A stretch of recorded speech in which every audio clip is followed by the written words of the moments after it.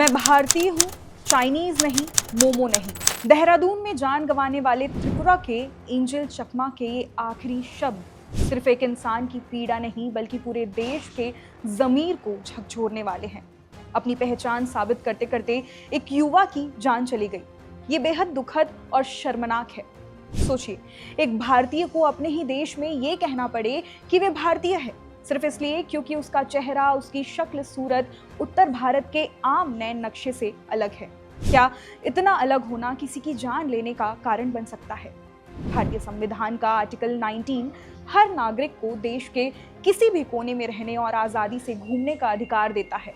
फिर सवाल ये है कि जब इसी देश में किसी नागरिक को चाइनीज और मोमो कहकर अपमानित किया जाए, पीटा जाए और उसकी जान चली जाए, तो प्रशासन कहाँ था, सरकारें कहाँ थी? 9 दिसंबर 2025 की शाम एंजल चकमा अपने छोटे भाई के साथ देहरादून के एक बाजार में सामान खरीदने गए थे।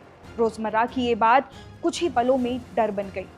नशे में कुछ लोगों ने उन्हें घेर लिया और चीनी, नेपाली, चिंकी और मोमोज कहा। जब भाइयों ने इसका विरोध किया तो गालियां हमले में बदल गई।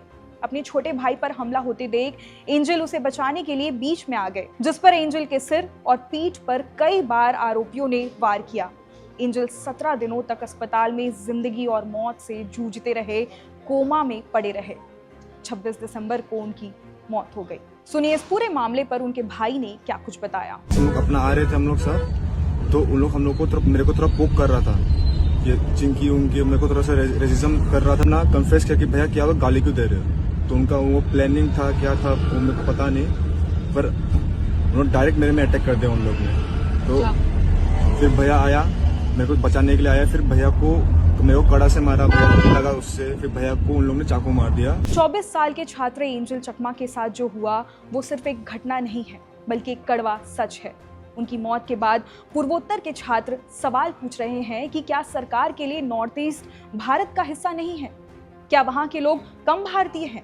ये सिर्फ एंजल की मौत नहीं है, ये हमारे समाज की सोच की हार है। खैर, आपको जानकारी दे दें कि पुलिस ने 5 आरोपियों को पकड़ लिया है, एक अभी भी फरार है। एंजल के पिता बीएसएफ में हेड कांस्टेबल थे।